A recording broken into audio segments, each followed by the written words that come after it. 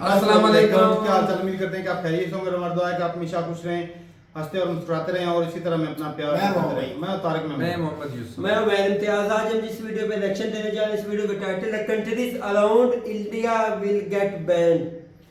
तो देखते हैं वीडियो और अपना फेवर पर देख काउंट करते 3 2 1 वीडियो स्टार्ट।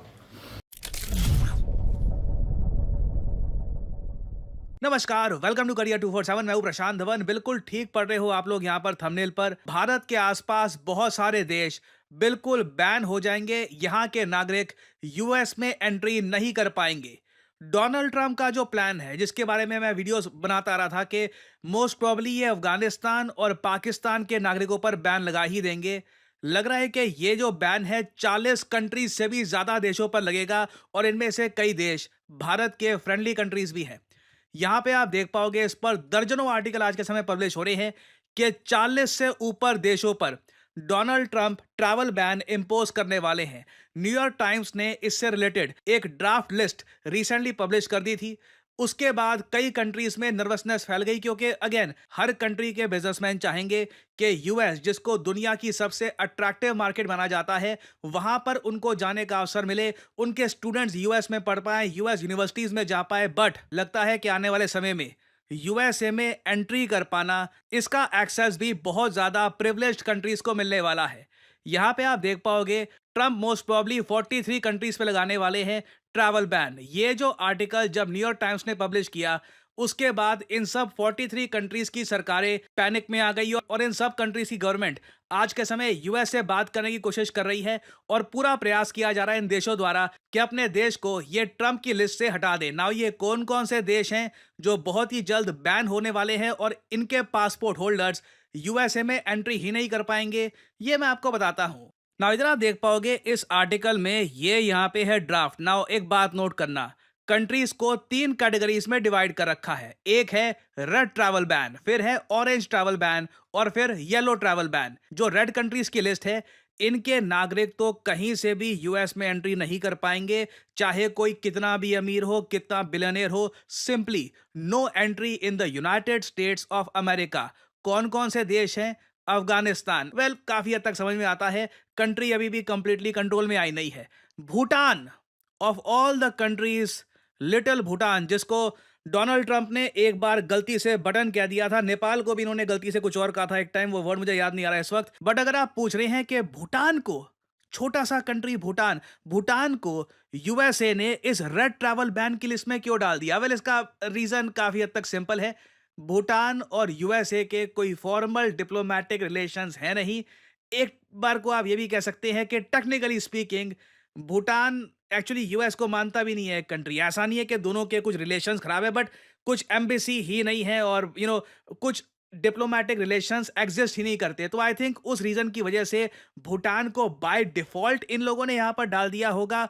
और भूटान एक्चुअली बहुत ज़्यादा कम कंट्रीज के साथ डिप्लोमेटिक रिलेशंस रखता है। फॉर एग्जांपल मैं आपको बताऊं, भूटान के कोई डिप्लोमेटिक रिलेशंस नहीं है चाइना के साथ, रशिया के साथ, इवन बहुत सारे कंट्रीज जो हैं अफ्रीका में, ईरान के साथ, बहुत सारे यूरोपियन कंट्रीज के साथ, क्योंकि आबादी इनकी बहुत कम है। कुछ इनको कभी नीड महसूस हुई नहीं कि इतने सारे कंट्रीज के साथ ये अपने रिलेशंस मेंटेन करके रखे। तो आई थिंक गलती हुई है, कुछ क्लरिकल एरर की वजह से बाय डिफॉल्ट भूटान को यहाँ पर डाल दिया गया है।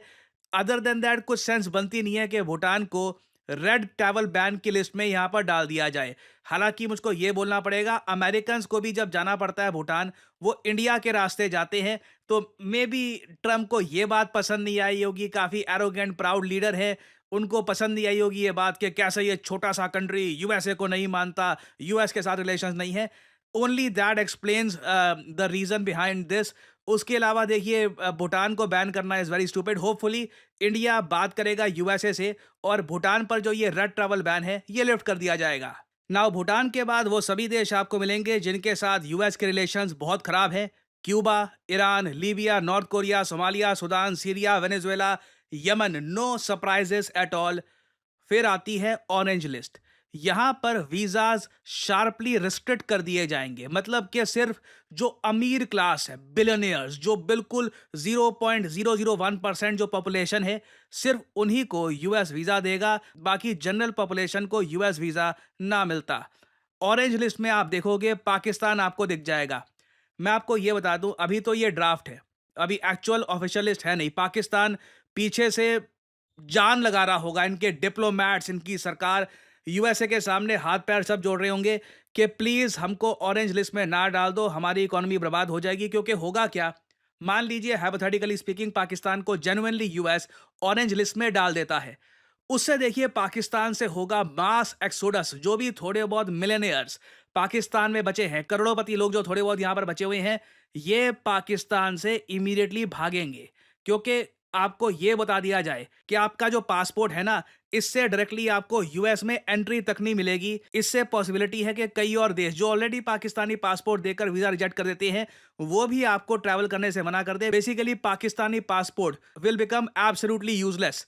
तो कोई बड़ी बात नहीं है, पाकिस्तान में ना हर किसी का मिशन बन जाएगा, पैसा कमाओ, किसी और देश की नागरिकता पकड़ लो, चाहे कोई छोटा सा कैरेबियन देश भी क्यों ना हो, 3-4 करोड़ रुपए जितने उनको देने हैं दो और वहां की नागरिकता पकड़ लो। क्योंकि मुझे लगता नहीं है कि यूएसए के ट्रैवल बैन के बाद बहुत सारे मिलियनेयर्स पाकिस्तान में रहना चाहेंगे। कई पाकिस्तानी क्रिकेटर्स हैं, ये ऑलरेडी एक रूट ये अपना रहे हैं कि इनको ब्रिटिश सिटीजनशिप या फिर किसी और देश की नागरिकता मिल जाए ताकि ये आईपीएल में खेल पाए। फॉर एग्जांपल मोहम्मद आमिर के बारे में आपने सुना होगा, फेमस पाकिस्तानी फास्ट बॉलर है।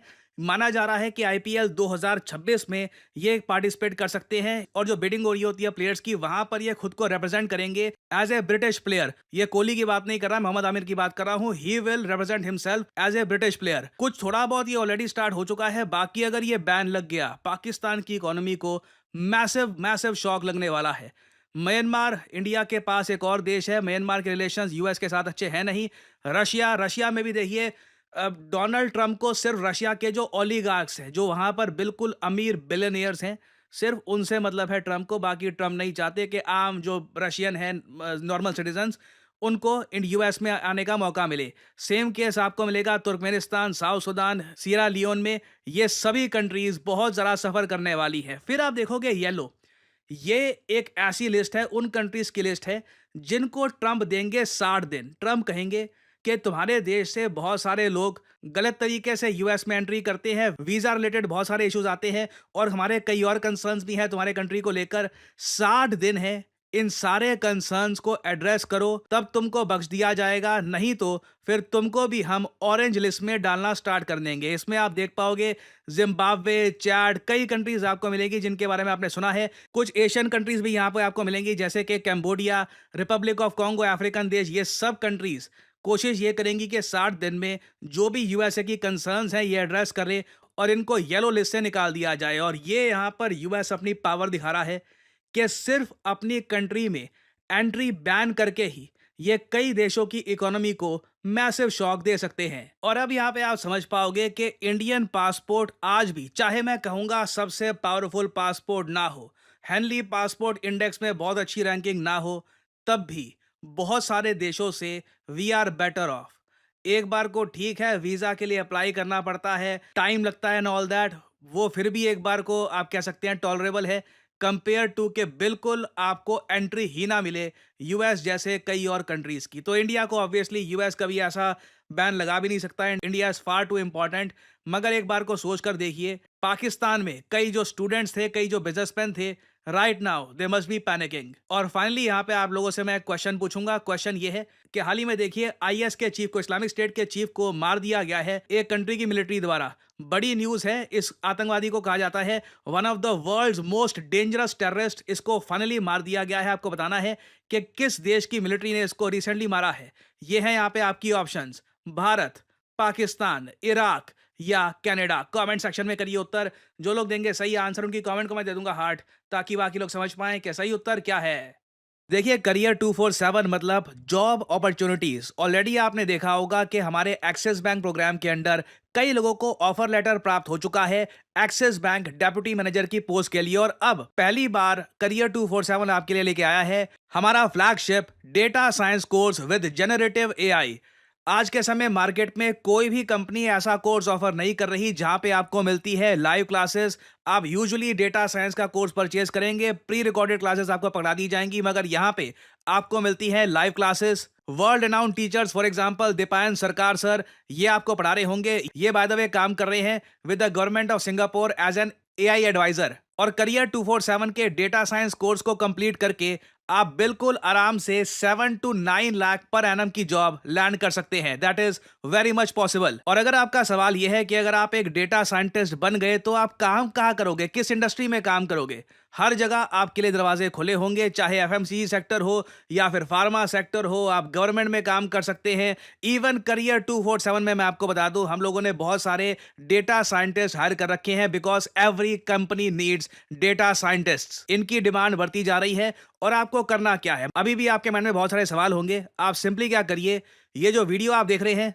इसकी कमेंट सेक्शन में आपको जाना है और यहां पे आपको लिंक मिल जाएगा build your career with India's first data science and machine learning gen AI course. इस लिंक पर करिए क्लिक। यहाँ पे आपके सामने ये पेज खुल जाएगा। यहाँ पे अपना नाम, ईमेल, फोन नंबर और ऑब्वियसली यहाँ पे कोड डालिएगा PD10 ताकि आपको डिस्काउंटेड रेट पर ये कोर्स ऑफर हो। कोड आप अगर नहीं डालेंगे तो जो भी आपको प्राइस ऑफर किया जाएगा इट विल बी एलिवेटेड। तो मैक्सिमम डिस्काउंट पाने के लिए यूज द कोड PD10। हमारी तरफ से आपको कॉल आएगा, you can ask your question. और अगर आप खुद को देखते हैं as a data scientist in the future then you can start with career 247 data science and machine learning with generative AI course. ऐसा कोर्स आपको वैसे मार्केट में मिलेगा नहीं, विद लाइव क्लासेस और साथ में आपको वेरियस और टूल्स भी मिलेंगे। और बाय द वे इस कोर्स से रिलेटेड और जानकारी मैं वेरियस और वीडियोस में आपको देता रहूंगा। सो अगर आप इंटरेस्टेड हैं use the code PD10 and get in contact with the career 247 consultant. और इसी नोट के साथ यह है वीडियो कांत। Thank you for listening and as I always say may the gods watch over you. चलो जी, वीडियो खत्म हो गई भाई साहब। Red, orange, yellow, yellow. अच्छा वो होगी, लिस्ट होगी। मैं वीडियो देख रहा, मेरे जेहन में एक सवाल था। 43 कंट्रीज को ये बैन कर रहा है, तो अगर ये इनके साथ इसके मामला ठीक नहीं तो ये करना क्या चाहता है अमेरिका के साथ? ये अमेरिका की ना पुंगी में जाना चाहता है ये बंदा। बस मुझे ये पता लगा है इसकी कुछ नीयत ना है। कुछ तो इसके उनके साथ लेन देन है ना। एक मुल्क है 40 ये गरीब माने अमेरिका के लिए सबसे बड़ा डॉलर चला रहा है पूरी दुनिया में। अमेरिकन पब्लिक भाई साहब अब ऐसा जिससे करेगा। बंदे ने 43 वोट कंट्रीज को बैन करता है। जो टॉप मिलियनेयर बिलियनेयर वो वहाँ पे जाते हैं, इन्वेस्ट करते हैं, उनकी फैमिलीज हॉलीडेज में जाती हैं। अगर वो नहीं जाएंगी, अगर उनकी जो इकोनॉमी तो बैठेगी, धचका तो इसे भी लगेगा। बात तो मैं जो जिस तरह देख रहा हूँ समझ नहीं लग रही ये इसके डोनाल्ड पीछे ट्रंप वजह क्या है। ठीक है, साल 1.5 साल इसने ऐसे ही दुनिया में खलबली मचानी है। इसने अपनी दहशत फैलानी, बस करना इसने कतरना कुछ नहीं। अच्छा फिर देख रहे हैं नॉर्मल हो गया। नॉर्मल इसलिए हुआ था, इसमें बोला था पीछे बयान आया था ना कि फलस्तीन को निकाल कर मैं शाम, सीरिया, तो लबनान, दूसरे इलाकों में बसाऊंगा। तो परसों के चौथ की इसकी स्टेटमेंट है कि कोई माई का लाल किसी की जरूरत नहीं कि फलस्तीनियों को उसके मुल्क से निकाल सके। वो उनका है, उन्हीं का रहेगा। मैंने आपको बताया था ना परसों के चौथ। पागल तो नहीं है क्या? परसों बताया था यार, इनकी स्टेटमेंट है। ये तो वो वाला तो नहीं भूला। ये गजनी 1 और 2 वाला तो नहीं, आमिर खान वाला। भाई तो सारी बातें छोड़ो, तुम भूटान को नहीं देख रहे? पठान के क्या इज्जत है जब अमेरिका की इज्जत नहीं। कंट्री नहीं मानता। वो कहता है उसकी तो भाई बहुत रिस्पेक्ट है, मेरे दिल में रिस्पेक्ट है। वो इसलिए ये हुआ क्यों था ये भाई? तो मैं बताता हूँ। वो ये हुआ था, मैं बताता हूँ। हुआ ये था कि 2005-6 में रशिया, चाइना, अमेरिका, ये खास कर उनके जैसे उनके दूसरी कंट्रीज के सफीर है उनका हमारे मुल्क में है। उनकी कोई सफीर नहीं, ना रशिया के, ना चाइना के, या अमेरिका के। अमेरिकन सफीर एक साथ रहा है ओबामा के आने से पहले, तो उसने इनको निकाल दिया। तो क्या आप जाएं, हमें आपकी जरूरत नहीं, आप हैं कौन? और तब से लेकर कोई अमेरिकन नहीं आता। ये है ही ऐसा बंदा। भूटान की बात कर रहा वही हूं। भाई ये ऐसा ही है। बाकी भाई बात ये है कि इंडिया बच गया, उनका टाइम पे इंडिया बच गया भाई, बच के रही है। इंडिया भी बढ़िया, जिस तरह तालिबान आए थे ना अफगानिस्तान में, तो पाकिस्तान में भी बड़ी खुशियां मनाई थी। और शुरुआत में भी इंडिया ने भी बड़ी खुशियां मनाई थी। अब डोनाल्ड ट्रंप आ गया, ये हो जाएगा, वो हो जाएगा। देख लो भाई साहब, पूरी दुनिया को घुमा रहा है बंदा। कनाडा, यूरोप, सारा कुछ किसी को नहीं छोड़ रहा है, ग्रीनलैंड छोड़ रहा है। इंडिया के ऊपर भी तो वो टैरिफ बढ़ाने की बात जो कर रहा है। उनके अपने मित्र हैं उनको भी कुछ भी नहीं है। जो तुम्हारी बात है 100% मैं जेन्युइन एग्री कर रहा हूँ। ये नहीं कि मैं तुम्हारी बात रख रहा हूँ। मेरे भाई के दोस्त है राबील, तो वो लाहौर में होते हैं। परसों के चौथ मेरी उनसे बात हुई है। पीछे दिनों में आपको बताया मैं वहाँ रह कर भी आया हूँ। उनके अमेरिका के वीज़े लगे, ईद के 4थे दिन बाद उन्होंने जाना। वो कह रहा कि इस बंदे ने इतना एक डैमेज अमेरिकन को कर दिया ना वहाँ पे। अभी आए को बात वही है तुम्हारे वाली। अब मुद्दा भाई 43 मुल्क अगर वहां नहीं जाएंगे तो क्या लगता है उसकी इकोनॉमी को डैमेज नहीं होगा? अच्छा, होगा ये भाई। टैरिफ लगाने की बात करता है डोनाल्ड ट्रंप। जैसा भाई होगा। अगर कोई इंडियन प्रोडक्ट जाती है, साफ ज़ाहिर है कि कई लोग जो है रेगुलरली उसको यूज कर रहे हैं, जब अचानक से उसके ऊपर वो 250% या 200% रेट बढ़ या जाना है 100% उसका। टैरिफ तो लगे। 25% कर लो, टैरिफ बढ़ जाता है अचानक से भाई साहब। 25% इन्फ्लेशन बढ़ गई कि नहीं उसकी प्रोडक्ट। इंडियन कितना सॉरी उस दिन आपने इंडियन ज्यादा अपना सामान वहां तो पे वो उन बेचता लोगों है के ना। लिए दिक्कत हो गई ना, जो वो वो खरीदने- रेगुलरिटी खरीदने वालों के लिए दिक्कत हो गई। वो इधर तो बेचने ये कह रहे हैं वहाँ पे वो- इसके वो आने- चीज खरीदना बंद कर देंगे। वो तो हत्ता कि ये भी कह रहे हैं कि इसके आने से बेरोजगारी ज्यादा बढ़ रही। क्यों?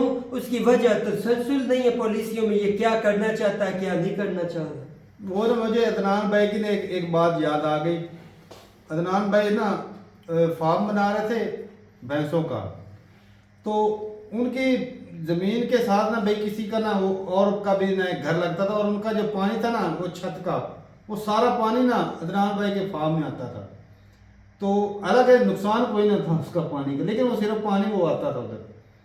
अच्छा, अदनान भाई ने उनको बुलाया, कहा भाई साहब ये ना मुझे उखड़ा हुआ चाहिए भाई, ये इधर पानी आना नहीं चाहिए। तो मैंने अदनान को पूछा भाई कि ये क्या वजह है भाई, अगर पानी आ भी जाए तुझे तो फायदा कि तुम ये पानी आके तुम्हारी फसलों में चला जाना है तो फायदा ही फायदा है। कहता मुझे भी सारा पता है, सिर्फ उनको सिर्फ इसलिए बताया कि भाई थोड़ा सा मेरा उनके ऊपर एक किस्म का एहसान हो जाए कि भाई बड़ा बंदा अच्छा है। अच्छा, अमेरिका ये कहने के कारण तो भाई उन्होंने मिन्नतल्ला किया भाई। अदनान ने कहा चल भाई ठीक है, तुम लोग आ गए हो, ठीक है भाई कोई नहीं, मेरा है तो नुकसान है, चलो कोई बात नहीं, आपका मैं दिल रख। दबदबे वाली बात हुई ना। तो भाई अपना एहसान भी जता लिया और फायदा भी ले लिया। अब ये जो चीज है ना डोनाल्ड ट्रंप की, जो मुझे समझ आ रही है ना भाई, हाँ। कि दुनिया को एकदम खलबली मचा दी, इधर से उधर उधर से इधर। एंड पे नतीजा कुछ भी नहीं होना। एंड पे नतीजा भाई साहब उसने सारी चीजें हटा देंगे। और नॉर्मल भाई अपनी आवाम को भी तो कुछ मुंह दिखाना है।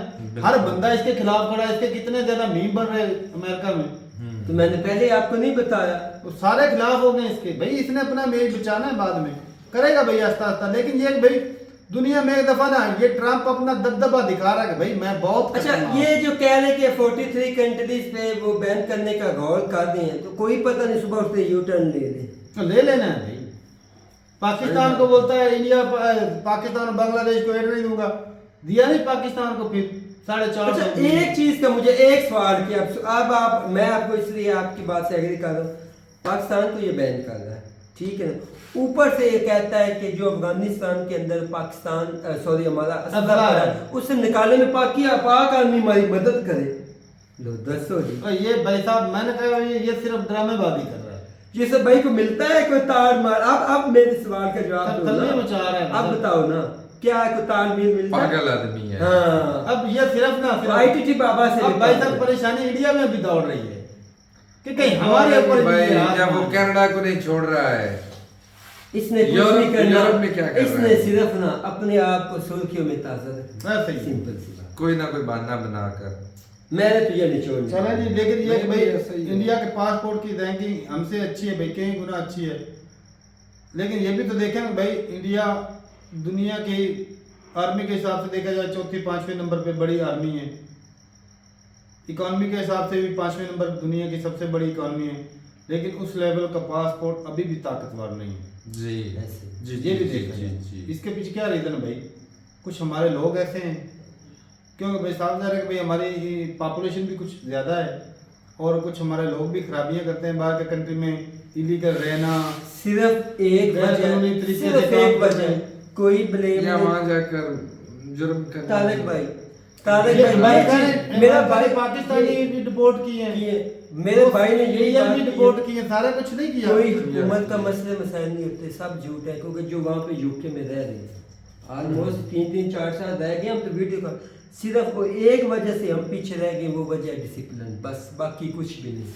हमारी करतूतें आज ब्लेम हम अपनी अच्छा, गवर्नमेंट पे नहीं वही- ठोक वही सकते चीज़ है यार। भाई, गलत- गलत गैर- चीज़ गैर है। कानूनी डिसिप्लिन। आप ये अच्छा, हमें हुकूमत कहती है वहां जाके मांगो, हुकूमत कहती है भाई- वहां जाके किसी का हक खाओ। बिल्कुल नहीं। वो गलत चीज़ मैंने ना है। डंकी मूवी देखी थी शाहरुख खान की, उसमें भाई साहब वो फौजी होते हैं, शाहरुख खान फौजी बना होता है।